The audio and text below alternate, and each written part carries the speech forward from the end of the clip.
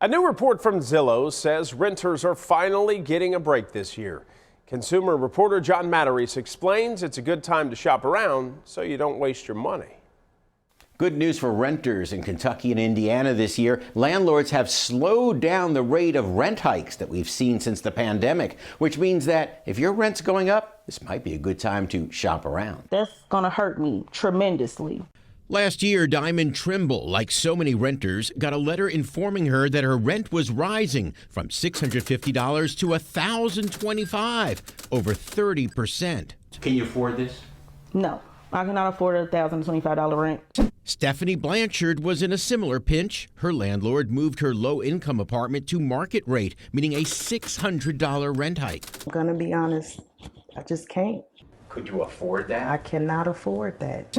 So hopefully your rent isn't going up this year, or if it is, it's just to mirror current inflation of 3 to 5%. If it is going up more, there are some things you can do.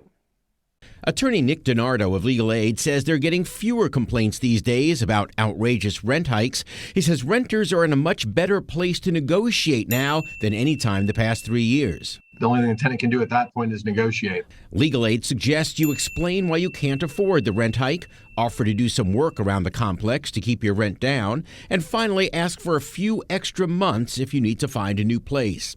Zillow says with thousands more new apartments coming on the market, landlords can't raise rents as they did from 2021 to 2023. And that should mean fewer people will end up like Stephanie and Diamond this year.